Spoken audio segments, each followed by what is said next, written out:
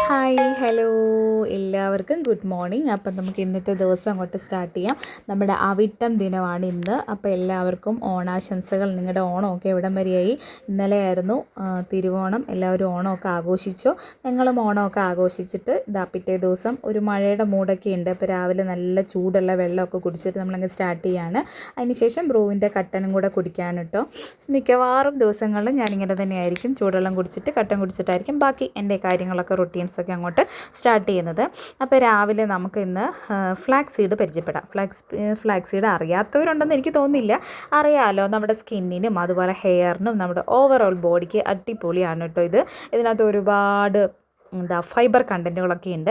ഇത് നമുക്ക് ഉള്ളിലേക്ക് കഴിക്കാം. നമ്മുടെ ഡയറ്റിൻ്റെ കൂടെ ഉൾപ്പെടുത്തുന്നതും വളരെ നല്ലതായിരിക്കും. അപ്പോൾ ഇന്ന് എൻ്റെ ഒരു തീരുമാനം ഇതാണ്, ഞാനിത് ഡയറ്റിലേക്ക് ഉൾപ്പെടുത്താൻ വേണ്ടി പോവുകയാണ്. പിന്നെ ഫ്ലാക്സ് സീഡ് കണ്ടിട്ടില്ലാത്ത ആരെങ്കിലും ഒക്കെ ഉണ്ടെങ്കിൽ കണ്ടോളൂ. ഇതാണ് കേട്ടോ ഫ്ലാക്സ് സീഡ്. ഇങ്ങനെ ഫ്ലാറ്റ് ആയിരിക്കും, അതാണ് അതിൻ്റെ ഒരു പ്രത്യേകത. പിന്നെ നമുക്കിന്ന് രാവിലെ കഴിക്കാനായിട്ട് അരി കൊണ്ടുള്ള പുട്ടാണ് കേട്ടോ.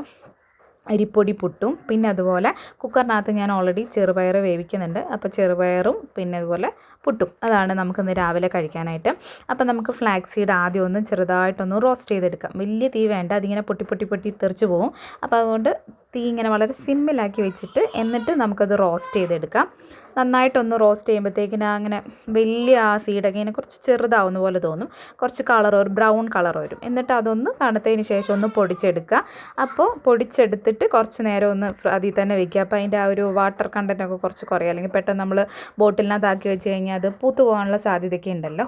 അപ്പോൾ അതൊന്ന് ശ്രദ്ധിച്ചിട്ട് അങ്ങനെ ചെയ്യുക. പിന്നെ സച്ച് കളിക്കാൻ വേണ്ടി വന്നിട്ടുണ്ട്. അവന് രാവിലെ ഞാൻ പഴമൊക്കെ പുഴുങ്ങി കൊടുത്തിട്ടുണ്ട്. അപ്പോൾ അവൻ്റെ ഫുഡ് അടിയും കാര്യങ്ങളൊക്കെ കഴിഞ്ഞു. ഇനി നമുക്ക് ഭക്ഷണം കഴിക്കാം. അപ്പോൾ ഫുഡെല്ലാം കഴിച്ച് കഴിഞ്ഞു. അത് കഴിഞ്ഞിട്ട് നമ്മളിതെല്ലാം കുപ്പിക്കകത്താക്കി വെച്ചിട്ടുണ്ട്. അപ്പോൾ ഇത്രയാണുള്ളത്. എനിക്കൊരു 1 വീക്ക് ട്രൈ ചെയ്യണമെന്നാണ് ആഗ്രഹം. അപ്പം ഞാൻ അതിന് വേണ്ടിയിട്ടാണ് ഇത്ര എടുത്തിട്ടുള്ളത്. പിന്നെ ഇത് ചണവിത്ത് എന്നാണ് ശരിക്കും ഇതിൻ്റെ മലയാളം മീനിങ് വരുന്നത്.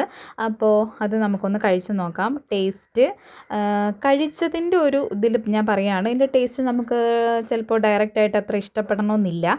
അങ്ങനെയാണെങ്കിൽ വേറെ എന്തെങ്കിലും കുറച്ച് ജാഗരി പൗഡറോ അല്ലെങ്കിൽ കുറച്ച് ഏലക്കയോ അല്ലെങ്കിൽ ജീരകമോ അങ്ങനെ എന്തെങ്കിലുമൊക്കെ ചേർത്ത് കുറച്ച് മധുരം കൂടി ഉണ്ടെങ്കിൽ കുറച്ചും കൂടി നല്ലതായിരിക്കും. എനിക്ക് പേഴ്സണലി ഇതിൻ്റെ ആ ഒരു ഫ്ലേവർ ഇഷ്ടപ്പെട്ടില്ല. പക്ഷേ നമുക്കിത് വളരെ ഗുണമുള്ള സാധനമാണല്ലോ.